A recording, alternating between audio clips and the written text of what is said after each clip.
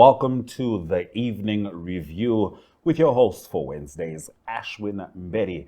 Today we're having an essential conversation that I know a little about, but my guest knows a lot about. We're talking about the creative sector in Namibia, where it was, where it is, and where it's going. And who better to join me than the one and only Michael Kayunde, entertainment journalist with Namibian Sun. Greetings, brother. Thank you for having me. Greetings, Ashwyn. Good to have you, without a doubt. I think a lot of people know you from your written word and your captivating visuals when it comes to documenting and archiving the Namibian entertainment industry. Some people know you as an entertainment organizer yourself. Fortunately, today we get to put you in front of the screen. Aside, of course, from Chill, where you keep it going. But let's talk about the industry. And it's safe to say our industry is an industry where, both you and I have cut our teeth and continue to cut our teeth. Entertainment industry in Namibia as it stands, how do you feel about the state? I feel like we have advanced. At the same time, there's still growth that needs to take place. So entertainment as a whole, what I like about the current state is it's no longer just about music. People in the past, they used to, when you are referring to entertainment, they would just align it to music alone. However, currently now in the current entertainment space of Namibia, there are different art forms that are also thriving within entertainment and not just only music. Fashion is one industry that's doing well. Film is also getting there, there are a lot of short films that are being done. So I'm just happy that it's no longer just about music, but different art forms from fashion, film,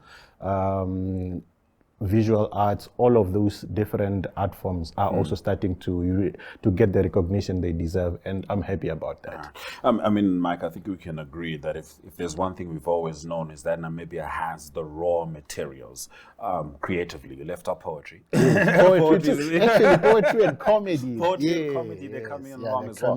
But Namibia's got so much talent, just a wealth of talent, raw materials, people who are not just creatives, they are focused on, nurturing their craft and growing their craft. Now, if we're talking about any other industry, automatically we assume that people can make a living from what they're doing. Are we there yet? I know the answer, but let's talk. Unfortunately, we are not there for so many people of us in the industry. There are a select few who make a living from their art. And as much as I applaud that, I believe it shouldn't be a select few. It should be a lot of us making a living from our art.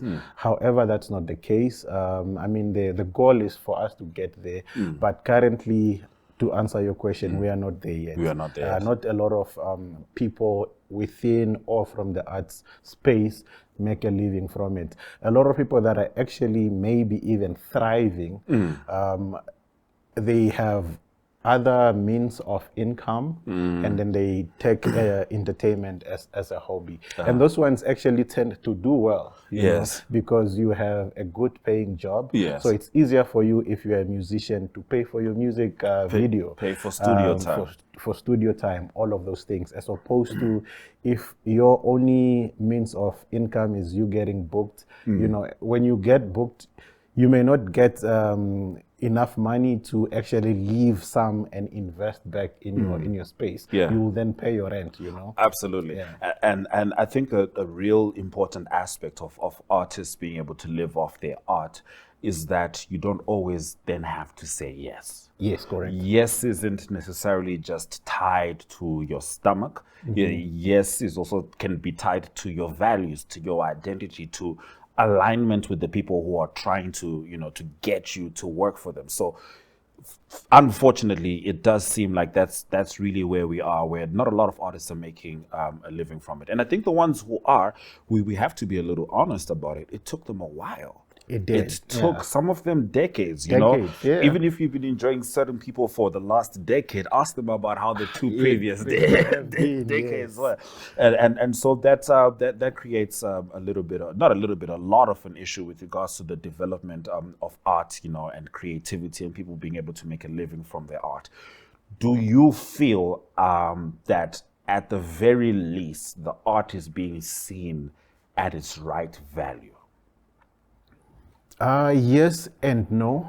Also, when you speak about artists saying yes to everything, sometimes we also don't have a lot of these opportunities, you know. So the artists may know their value, you know, and know that for this, I deserve to be compensated, you know, but you look at what you're working with, and sometimes certain requests are beyond just money. You know, sometimes certain requests, and I know what you are alluding to. Yes. You are alluding to, you know, national events. Sometimes that requires artists to actually just honor these people. You know, I think you are alluding to the fact that there are certain national events that artists feel played because everybody else is getting paid. However, they are not. But in the instance like that, especially, you know, if we reference it to, you know, earlier in the year when artists had a show meant to honor our late founding president, you know, there were talks, you know, there were artists that were not happy that they were doing that for free because that concert itself had other service providers that were paid, you know. But things like that, and artists can look at that request and say, I deserve to be paid, but I also deserve to honor my founding father. Yes. So it's a bit of, yeah, you know, it's a bit of a thing. catch-22, if you will. I mean, look, when we look at a scenario like that, I think one of the comparisons that the artist drew was, for example, when DJ Maporisa came through. Yeah. No one needed to bring DJ Maporisa. You could just get one of the guys who sings on the Maporisa. Yeah. But just get a you know what I DJ. mean? You can get a DJ. Yes. But we specifically got DJ Maporisa. I will give a little bit of credit in the sense that I do believe that someone looked and they were like, this guy's popular. Namibians love house music. Piano. Piano, yes. I'm a piano. Because both sides will be angry. The piano guys will be angry. The house, deep house will be guys who don't. So we call it piano. And they were like, okay, this is someone who is credited as being part of the guys who really brought this industry to the fore. So let's bring him to Namibia. Michael Jackson was once here. But let's bring him to Namibia. But of course, in that climate, Namibians had to now highlight and say, we've also got piano songs, which are very popular in Namibia and in South Africa. Is there now also this perception, though, that Namibian artists can't produce the quality South African artists do? Because that's what the artist is going to eventually ask themselves. That if I'm also creating and I'm also visible to my peers, to Namibians there, is there a perception with the people who are actually in control of the money that they don't, unless you are Gaza, unless you are Dog, unless you are Exit, unless you are Young T, you know what I mean? Unless you are one of the incredible female artists, Yiza, let's talk about the women, Adora, Oteya, Miss Gideon. Unless you're one of these people, Lioness, it almost feels like the powers that be don't trust us. I think to just correct that perception, I think the perception is that, but it's not to say Namibian artists do not make the same kind of quality. I agree. You know, that's just to correct that. That's not that's true. not. I It's think not the a fact. perception is that, The perception is there, but it's not the fact. I agree. With you. I think what's there is Namibian artists do not get supported the same way South Africans are supported. So not to actually defend show promoters who prefer booking South African artists over us, but you must also understand they are running a business, right? So in their mind, whatever that they're doing should also, you know, make some sorts of business financial sense. And as much as you want to put on your Namibian talent, I think it does not always benefit them, and that's when they now resort to, you know, making sure that they get a headliner from SA.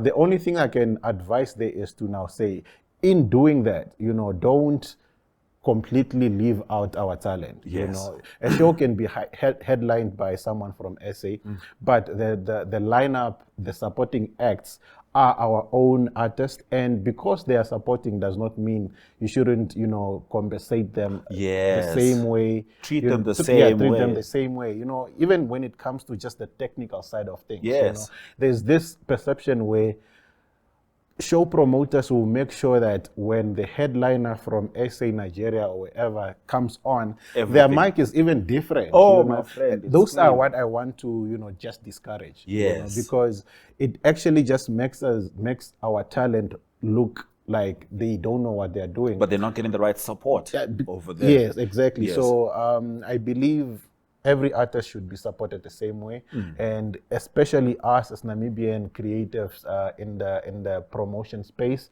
Let's support our artists the same way we support international acts, in terms of just giving them the right treatment. Yes. All of those things. Like when an artist from SA comes here, they have a driver, everything. Oh, the technical. But You've seen those when technical they book riders. you are getting there My by friend, yourself. you must just arrive. You must just arrive. You must just arrive. All of those things matter, because I guarantee you, Ashwyn, if I book you and I need you to give a poetry piece, and I have made sure that I've booked a car for you to go pick you up at home. My friend, you get all the poems in the world. Exactly. There will never be poem written like that kind of poetry. I agree with you. You Mike, see, we're just yeah. going to give it a pause there. Shortly when we come back, we're also going to dig into the audience, because our promoters choosing other folks because they feel that we don't support Namibians enough. Stay with the Evening Review.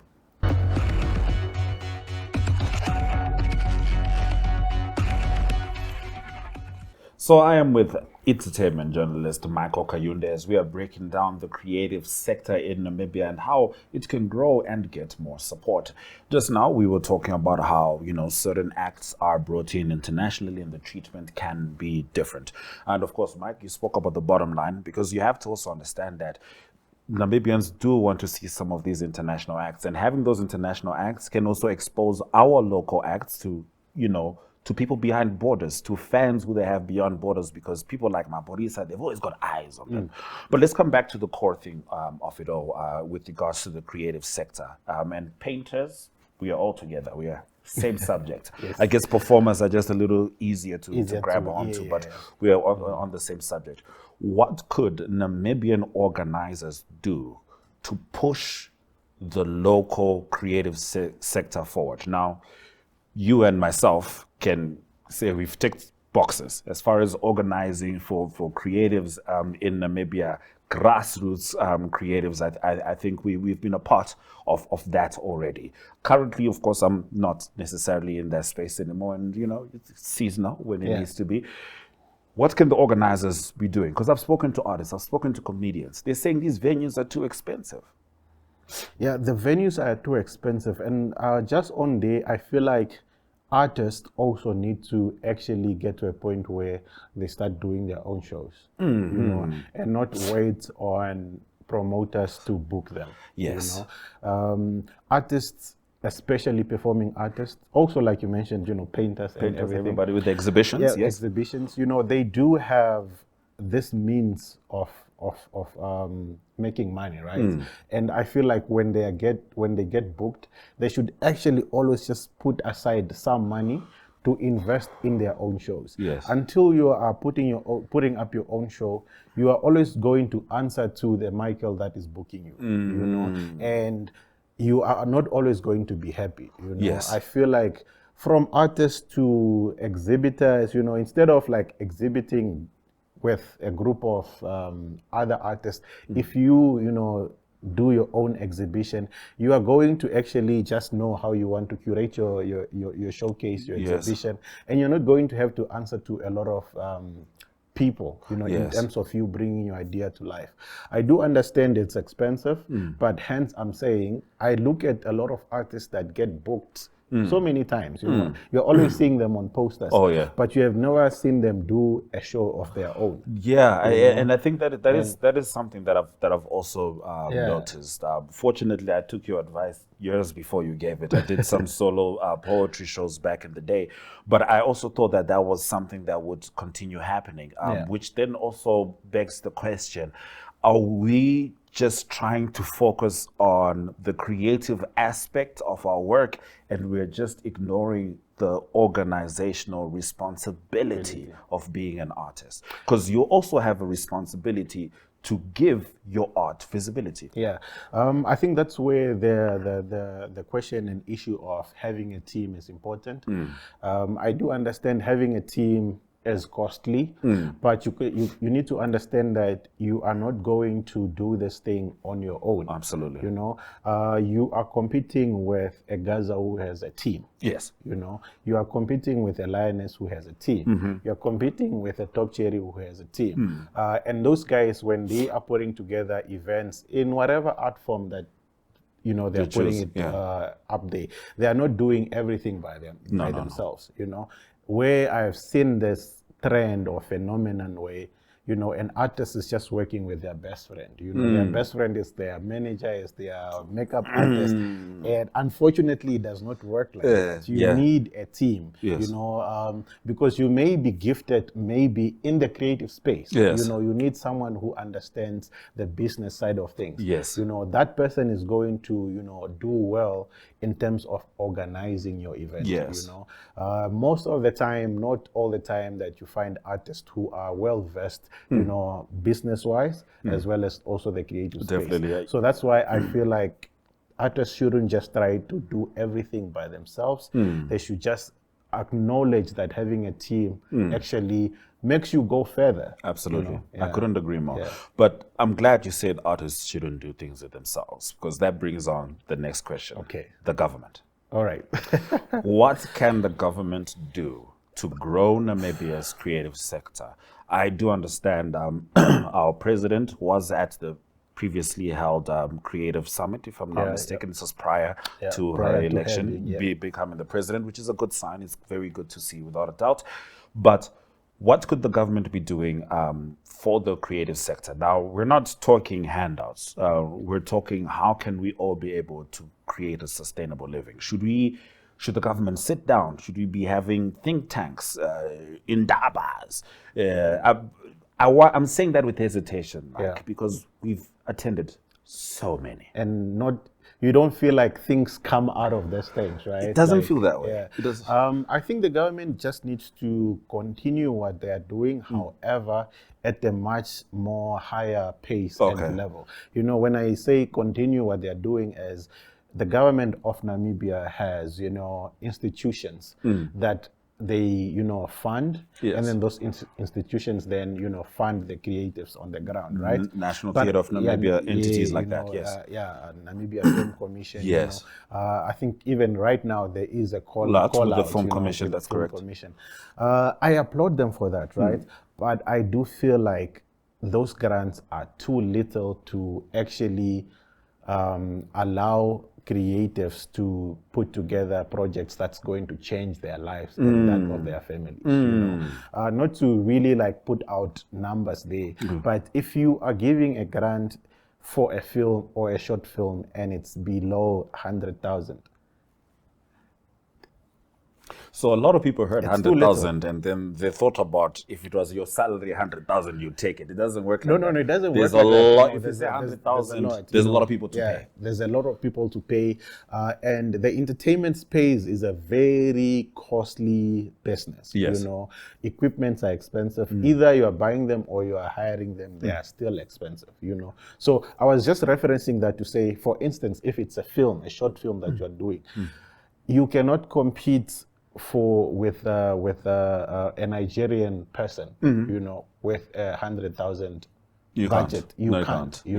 And I just feel like that's where the government needs to, bump the cheese up. Bump the cheese up. Nice reference there. Nice reference. They need to bump the cheese up because we are thankful for the little that they've been able to, help us with, but they need to increase the fund. And also, you alluded to this earlier on, they need to sort of facilitate the rate of these venues. It's so expensive to host an event at NTN. Oh yeah. It's so expensive. Yes. And if there's a way that the government can, come together and help us afford those spaces, 100%. then we'll appreciate that. Because by the way, National Theatre, very happy with the work that they do, and it's a place that takes a lot to maintain. Yes. We have no problem with how much we are money just saying, we as just creatives, as creatives, we don't have the means to we afford don't have it, the means and to afford we just want spaces to be like able that. to, get a point where we are able to, Okay. host our events there. Because if it's not NTN, then you're going to be forced to find a lesser attractive venue that's not going to come with what You're NTN onto comes something, with. Mike. Could the government subsidize venue booking? That's what I was trying to say. Literally, you just said what. That's it, yeah, right? That's it. what we're Yeah, saying. yeah, Yes. yeah. Like, let's meet us halfway. We're Meet not us saying halfway, NTN yes. should ask for less. For less, We're yeah. saying I put in 50, government has already put 50. Put 50, Then we yes, move. yeah. Do you believe, though, that our government believes in the creative economy? Right now, we're talking oil, we're talking gas, we're talking diamonds, we're talking all things that we should be. But do you feel that the government is really there with the creative economy? I feel like they don't understand us yet. But they all watch Netflix. And they all understand how huge But I feel Nigeria like they feels. don't understand our industry, and because of that, they struggle to help us. So they need to join us. They need to join us. They need to, be a part of the movement, be a part of what we are doing.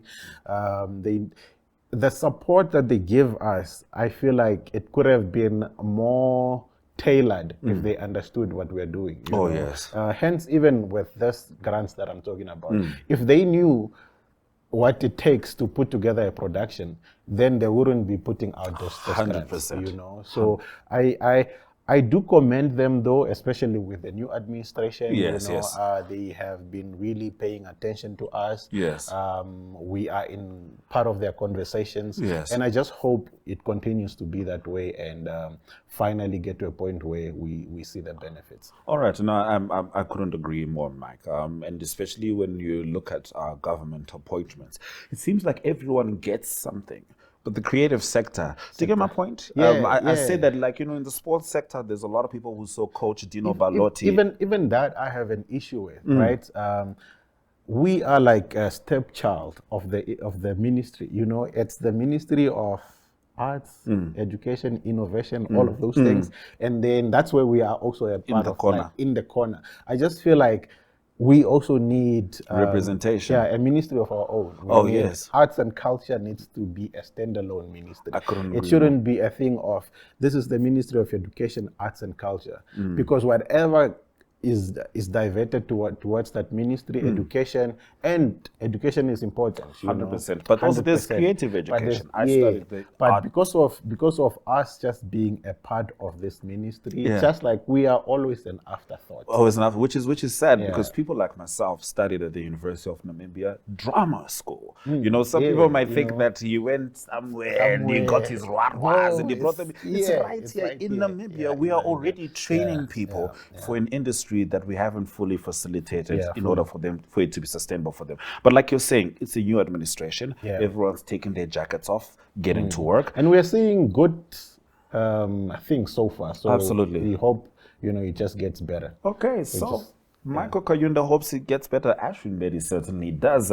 All we know is that this is the evening review. We bring the conversation to you. Do continue the conversation. And if you're a government, do listen. From me, Ashwyn Mberi and Michael Kayunde, cheers.